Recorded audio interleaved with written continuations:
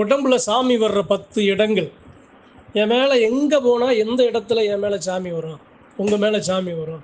நீங்கள் ஒரு சாமியாடி, ஆனால் நீங்கள் ஒரு சில இடங்களுக்கு போவீங்கள்ல, அப்படி எந்த இடங்களுக்கெல்லாம் நீங்கள் போனீங்க அப்படின்னா உங்கள் மேலே இருக்க சாமியை நீங்கள் உணர முடியும், உங்கள் மேலே சாமியும் வரும் அப்படின்னு நான் அறிஞ்ச ஒரு 10 இடங்களை அறிவு நண்பர்களுக்கு, சாமியாடி வரும் மக்களுக்கு பகிர்ந்து கொள்ள ஆசைப்பட்றேன்.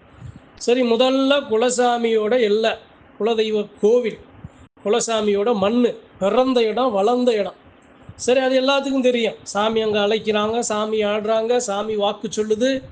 குலசாமி கோவில்லையும் சரி, அதே சமயம் எங்கே பெட்டி அழைச்சி வர்றாங்களா, கரகம் அழைச்சி வர்றாங்களா, அந்த சுற்று வட்டாரங்களில் எங்கே சாமி அழைக்கிறோமோ அங்கே சாமி வரும். எல்லாத்துக்கும் தெரிஞ்சது தான். இது ஒன்று. இரண்டாவது, வேறு எங்கே சாமி வரும் அப்படின்னா, நீங்கள் ஒரு இடத்துக்கு போகிறீங்க, உங்கள் மேலே ஒரு சாமி இருக்குது, இன்னொரு இடத்துல இன்னொரு சாமி அந்த எல்லையில் இருக்குது, அந்த எல்லையில் இருக்குது. அது வேறு ஒரு ஆலயமாக கூட இருக்கலாம், அல்லது வேறு ஏதாவது ஒரு விவசாய நிலங்களாக கூட இருக்கலாம், அல்லது ஏதாவது ஒரு மரமாக இருக்கலாம், ஒரு செடியாக இருக்கலாம், ஒரு வயல்வெளியாக இருக்கலாம். இது மாதிரியான இடங்களில் அங்கே ஒரு சாமி இருந்துச்சு அப்படின்னா உங்கள் மேலே சாமி வரும். இது ரெண்டாவது. சரி, மூணாவது, நீங்கள் இருக்கிற வீடு, அனுதினமும் தெய்வத்தை வணங்குற உங்களுடைய பூஜை அறை. உங்கள் வீட்டில் தெய்வத்தை நினைக்கும் போது, தெய்வத்தை அழைக்கும் போது அந்த சாமி பரிபூரணமாக வரும். வாக்கு சொல்கிற பெருமக்க, சாமி அழைக்கிற பெருமக்க தான் வீட்டுக்கு தான் மக்களை வரவழைச்சு சாமியை இறக்கி வாக்கு சொல்லி வருவாங்க. சரி, இது எல்லாத்துக்குமே தெரிஞ்சது. சரி, இது மூணாவது இடம். சரி, நான்காவது இடம் அப்படின்னா, நீங்கள் போகிறீங்க, நீங்கள் போகும்போது ஒரு இடத்துல உங்கள் கண்ணு முன்னாடியே ஒரு அநீதி நடக்குது. அநீதி நடக்குது, பொறுக்க முடியாமல், சகிக்க முடியாமல் ஒரு பெரிய ஒரு அநீதி நடக்குதுங்கிற பட்சத்தில் உங்கள் மேலே உண்மையாக, நீதியாக, சத்தியமாக நிற்கிற சாமி அதை பொறுத்து சகிச்சு கொள்ளாமல் அந்த இடத்துல சாமி வரும். எந்த இடம் வேணாலும் இருக்கலாம். எந்த இடத்துல அநீதி அங்கே மனிதனால் தட்டி கேட்க முடியலையோ அந்த இடத்துல உங்கள் மேலே இருக்கிற சாமி சத்தியமாக வரும். சாமி வந்தோம்னா, சாமி வந்து சல்லு சல்லுன்னெலாம் நீங்கள் ஆடிட மாட்டீங்க. உங்கள் கோவிலில் குலசாமி எல்லையில் வர்ற மாதிரிலாம் ஆடிட மாட்டீங்க. ஒரு கணம் உங்களை ஒரு சுண்டி விட்டு தட்டி கேட்குற குரலா உங்கள் மேலே அந்த சாமி உங்கள் மூலியமாக பேசும். நீதி கேட்க உங்களை அந்த இடத்துல ஒரு காரணியாக நிப்பாட்டும். சரிங்க, இது 4. அஞ்சாவது எங்கே அப்படின்னா, நீங்கள் சாமியை அழைச்சி போகிறீங்க, அந்த சாமியோட உடைமைகளை, சாமியோட ஆபரணங்களை, சாமியோட ஆடைகளை, ஏதோ இல்லை சாமியோட திருவுருவ சிலைகளை, ஏதாவது ஒன்று அந்த ஆயுதங்களை நீங்கள் கொண்டு போகிறீங்க. கொண்டு போகும்போது ஒரு முச்சந்தியை கிடக்குறீங்க. அந்த முச்சந்தியில் ஏதாவது காற்று கருப்பு அந்த இடத்துல நின்று இருந்துச்சு அப்படின்னா நீங்கள் கொண்டு போகிற தெய்வ சக்தியை பாதுகாக்க உங்கள் மேலே சாமி வரும். உங்களை அறியாமல் ஒரு உங்களுடைய உடல்நிலை, மனநிலை மாறும். கண்டிப்பாக மாறும், சத்தியமாக மாறும். அந்த இடத்துல உங்கள் உடம்புல உணர்வீங்க, இல்லை அப்படின்னா நீங்கள் விடும் சத்தத்தில் உணர்வீங்க ஒரு அபயம். அதே சமயம் ஏற இறங்க பார்க்குற பார்வையில் அந்த இடத்துல உங்களால் உங்கள் சாமியை உணர முடியும். சரிங்க, 5வது. 6வது எங்கே அப்படின்னா, நீங்கள் ஒரு சாமியாடியாக இருக்கீங்க, ஒரு சாங்கியம் செய்கிறீங்க. ஒரு நல்ல மக்களுக்கு, ஏழை எளிய மக்களுக்கு, அந்த மக்களுக்கு நல்லது செய்ய நீங்கள் என்ன பண்ணுறீங்க, ஒரு சில காரியம் செய்கிறீங்க. தெய்வம் முன்னாடி நின்று, உங்கள் மேலே இருக்கிற சாமியை முன்னாடி நின்று உங்கள் சாமி செய்யுது. அப்போ ஒரு சில காரியங்களை சுடுகாடு நோக்கி, அல்லது முச்சந்தி நோக்கி, அல்லது வீட்டின் வாசப்படி நோக்கி அந்த காரியங்களை நீங்கள் செய்கிற மாதிரி வரும். ஒரு எலுமிச்சங்கனியா, அல்லது வேறு ஒரு ஏதாவது ஒரு காவு வகைகளா, அல்ல வேறு ஏதாவது ஒரு சில கனி, ஏதாவது ஒரு திஷ்டி பூசணியா. அப்போ எந்த இடத்துல அதை போய் மண்ணில் புதைக்கிறீங்க, எந்த இடத்துல அதை போய் அதை அழிக்கிறீங்க, அந்த இடம் வரைக்கும் அந்த சாமி உங்கள் கூட வரும். போய் நீங்கள் திரும்பி வர்ற வரைக்கும் உங்கள் சாமி உங்கள் உடல்ல இருந்து விட்டு விலகாது.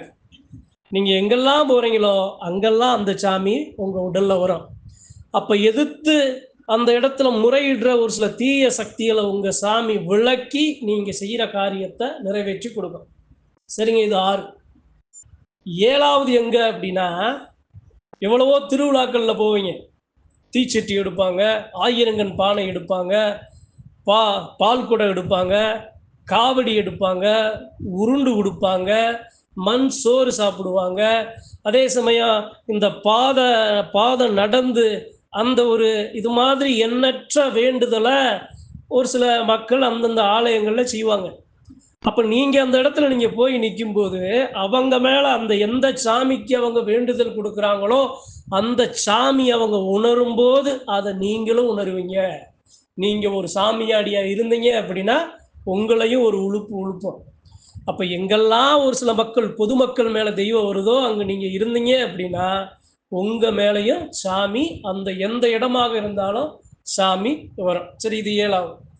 சரி, 8வது வேற எங்க சாமி வரும்? வேற எங்கெல்லாம் உங்க மேல இருக்கிற சாமிய நீங்க உணர முடியும்? 18ஆம் படி கருப்பன் கோயிலுக்கு போறீங்க.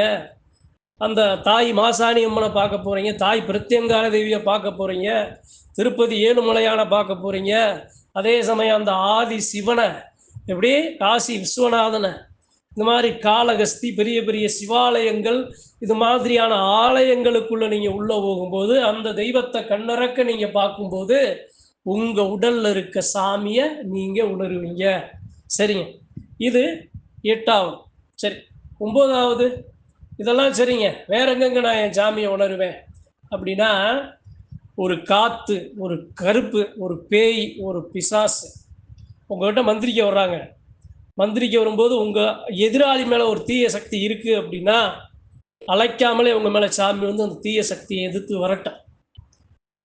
உங்க மேல அழைக்கணும்னு தேவையில்லை. நீங்க இருக்கிற இடத்துல ஒரு தீய சக்தி உங்களை உங்களை உங்களை தொட்டு உங்களை தொடாம பக்கத்துல போனாலே உங்க மேல இருக்கிற சாமி துள்ளிக்கிட்டு வெளியே வந்துடும்.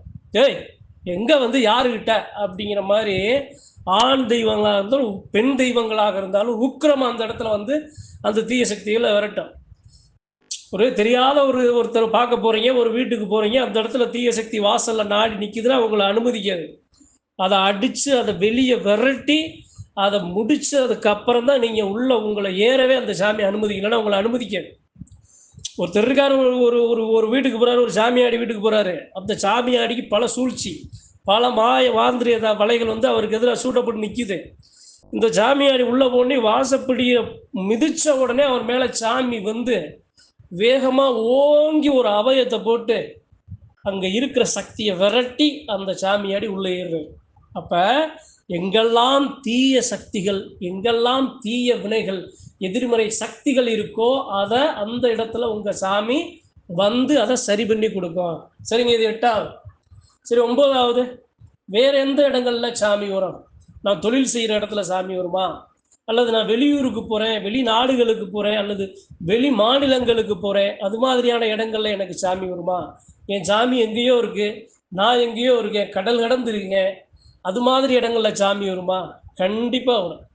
நீங்க உங்க ஊர் கிராமம், நீங்க வெளிநாடுகள்ல இருந்தாலும் அந்த திசையை நோக்கி அந்த இயற்கையை அந்த தெய்வமா பாவிச்சு நீங்க அந்த தெய்வத்தை அழைக்கும் போது அந்த சாமி உங்க மேல வரும். நீங்க எங்க இருந்தாலும், எந்த தேசம், எத்தனை மலை, 7 மலை 7 கடல் கடந்து நீங்க எங்க இருந்தாலும் அந்த சாமி உங்க மேல வரும்.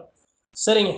10வது வேற எங்க சாமி வரும்? சாரி, 9வது வேற எங்க சாமி வரும் அப்படின்னா, இப்ப எப்படி சொல்றது அப்படின்னா, சாமி உங்களை வந்து உடல்ல ஆடிதான் உங்களை அந்த இடத்துல நான் வந்துட்டேன்னு காட்டாது. நீங்க செய்யற செயல் இருக்குல்ல, நீங்க எடுக்கிற முடிவு இருக்குல்ல, நீங்க சிந்திக்கிற சிந்தனை இருக்குல்ல, அந்த இடத்துலயும் சாமி வரும். ஒரு முடிவு அங்க எடுக்கப்படுது, அந்த முடிவு சரியான முடிவா இல்லை, தவறான முடிவு, மக்களை பாதிக்கும், தெய்வங்களை பாதிக்கும், அந்த முடிவால பேரழிவு ஏற்படும் அப்படின்னா உங்க மூலியமா அதை செயல்படுத்தும், அந்த முடிவை தடுக்கும், அந்த முடிவை திருத்தும். அப்ப அந்த இடத்துல அந்த சாமி உருவமா வல்லாட்டினாலும் அருவமா உங்க சிந்தனையில, உங்களுடைய பேச்சுல, உங்களுடைய நாவல வந்து அந்த சாமி நின்று நீங்க சொல்லுற சொல் அந்த இடத்துல ஜெயிக்கும். இது 9வது. சரி, 10வது திருவிழாவை அழைச்சி வர்றீங்க. எப்படி திருவிழாவில் எல்லா சாமியும் அழைச்சி வர்றீங்க, எல்லா மக்களையும் அழைச்சி வர்றீங்க. அந்த மக்களுக்கு ஒரு சில இடையூறு வருது. 10 பேர் நிற்கிறாங்க, 100 பேர் நிற்கிறாங்க. நீங்கள் ஆடி போகிற வழியில் எல்லாரும், பொதுமக்கள் எல்லாரும் உங்கள் காலில் விழுந்து விபூதி வாங்குறாங்க, அருள் வாக்கு கேட்குறாங்க. நீங்கள் அந்த எந்த தெய்வத்தோட ஆயுதத்தை நீங்கள் ஏந்தி எத்தனை மைல் தொலைவில் நீங்கள் போனாலும் அத்தனை மைல் தொலைவில் வர்ற அனைத்து மக்களுக்கு வாக்கு சொல்லி மறுபடியும் அந்த ஆயுதம் எல்லை வந்து திரும்பி வைக்கிற வரைக்கும் அந்த சாமி உங்களை விட்டு விலகாது. ஆயுதம் அந்த தெய்வத்தோட ஆயுதம், அந்த தெய்வத்தோட அருள் உங்ககிட்ட இருக்கிற வரைக்கும் எத்தனை மக்கள் அருள் வாக்கு கேட்டாலும் அத்தனை மக்களுக்கு வாக்க சொல்லி அந்த சாமி எல்லாத்தையும் சரி செஞ்சு அந்த எல்லை வந்ததுக்கு அப்புறம் தான் மலை ஏறும், உங்களை விட்டு இறங்கும். சாமி வர்றதுங்கிறது 4 மக்களுக்கு தான், மனுஷனுக்கு தான். 4 மக்களுக்கு நல்லது செய்யத்தான் சாமி. சாமி வர்றதுங்கிறது எனக்கானதில்லை, என் குல மக்களுக்கானதில்லை. சாமி வர்றதுங்கிறது 4 சனங்களுக்கு நல்லதை சொல்ல, 4 சனங்களோட குறைகளை தீர்க்க.